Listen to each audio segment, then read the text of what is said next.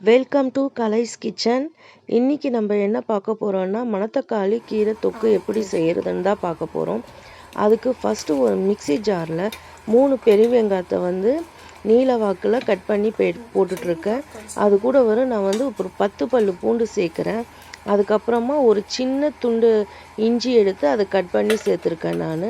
அப்புறமா நம்ம இந்த கீரை தொக்குக்கு கொஞ்சம் காரமாக இருந்தால் நல்லாயிருக்கும். அதனால் நான் இப்போ 2 ஸ்பூன் தனி மிளகாய்த்தூள் சேர்க்குறேன் நான். அதுக்கப்புறம் 2 ஸ்பூன் தனியாத்தூள் இதெல்லாம் சேர்த்து ஒரு ஃபைன் பேஸ்ட்டாக அரைச்சி எடுத்துக்கணும். ரொம்ப நைஸாக அரைச்சி எடுத்துக்குங்க. அப்போ தான் இது நல்லாயிருக்கும் இதுக்கு தொக்குக்கு. இதை அரைச்சி எடுத்துட்ட பிறகு நம்ம என்ன செய்யணும்னா, பேனை நம்ம இப்போ ஹீட் பண்ணிடணும். இப்போ நம்ம பேனை கொஞ்சம் ஹீட் பண்ணிவிட்டு அதில் 2 குழிக்கரண்டி எண்ணெயை விடணும். நான் இப்போ கொஞ்சம் இந்த தொக்குக்கு ஆயில் கொஞ்சம் அதிகமாக இருந்தால் நல்லாயிருக்கும். அதனால் நான் 2 குழிக்கரண்டி எண்ணெயை விட்டுட்டு அப்புறமா எண்ணெய் சூடானதும் நான் இப்போ ஒரு அரை ஸ்பூன் கடுகு போடுறேன் நான். அதுக்கப்புறம் கடுகு பொரிஞ்ச உடனே இப்போ நம்ம என்ன சேர்க்க போகிறோம்னா, சீரகம் அப்புறமா வெந்தயம் இந்த 3ம் சேர்த்துட்டு அதுக்கப்புறம் காஞ்ச மிளகா ஒரு 4 காஞ்ச மிளகாவை கிள்ளி சேர்த்துக்கிறேன். அதுவும் கொஞ்சம் பொரிஞ்ச பிறகு என்ன பண்ணோன்னா, ஒரு 1.5 ஸ்பூன் உளுத்தம்பருப்பு அதை சேர்த்துக்கிறேன் இப்போது நான்.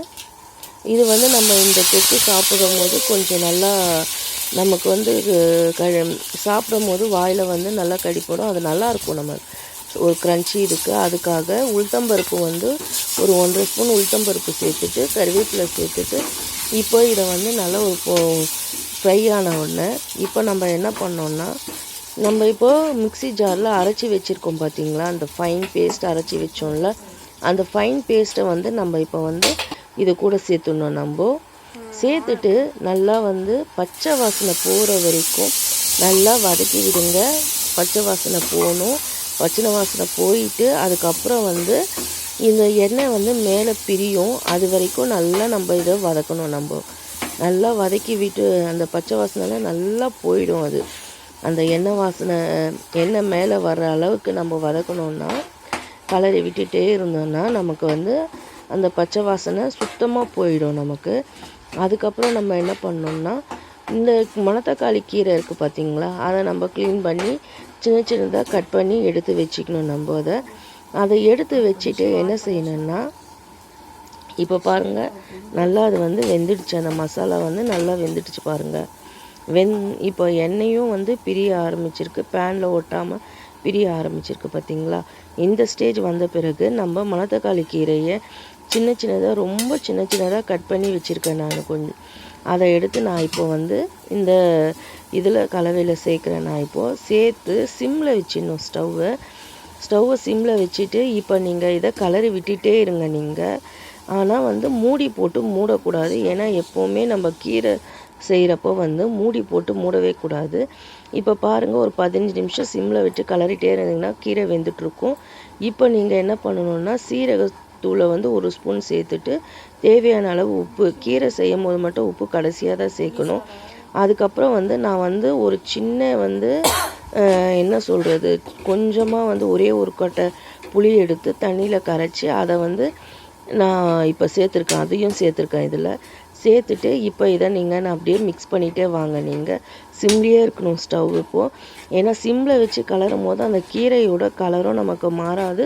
2வது மணத்தக்காளி கீரை கொஞ்சம் குக் ஆகிறதுக்கு டைம் ஆகும். அதனால தான் நம்ம இப்போ சிம்லேயே வச்சு கலரிட்டே இருக்கோம்.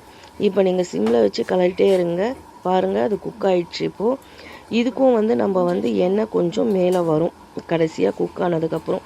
இப்போ பாருங்கள், நல்லா எண்ணெய் பிரிஞ்சு நல்லா குக் ஆகிடுச்சு. இந்த பதத்துக்கு வந்த பிறகு நீங்கள் கடைசியாக ஃபைனலாக என்ன பண்ணணுன்னா, நெய்யை 1 ஸ்பூன் சேர்த்துடுங்க. ஏன்னா மணத்தக்காளி கீரை சாப்பிட்றது ரொம்ப வயிற்றில் இருக்க பிரச்சனை எல்லாம் ரொம்ப சீக்கிரமாக க்யூர் பண்ணும். புண்ணு, அல்சர் எதுனா இருந்தாலும் க்யூர் பண்ணிடும். அதுக்காக தான் மணத்தக்காளி கீரை வாரத்துக்கு ஒரு தடவையாச்சும் எடுத்துக்கணும். அது நெய் கடைசியாக நம்ம ஃபைனலாக நெய் விட்டு நம்ம சாப்பிட்றப்போ உடம்புக்கு ரொம்ப நல்லது இது. ஏன்னா நெய் குட் கொலஸ்ட்ரால் தான். அதனால் நம்ம தாராளமாக நெய் விட்டு அதை நல்லா கடைசியாக இறக்குறதுக்கு 1 நிமிஷம் முன்னாடி கலரி விட்டுட்டு இறக்கிட்டோன்னா இது நல்லாயிருக்கும்.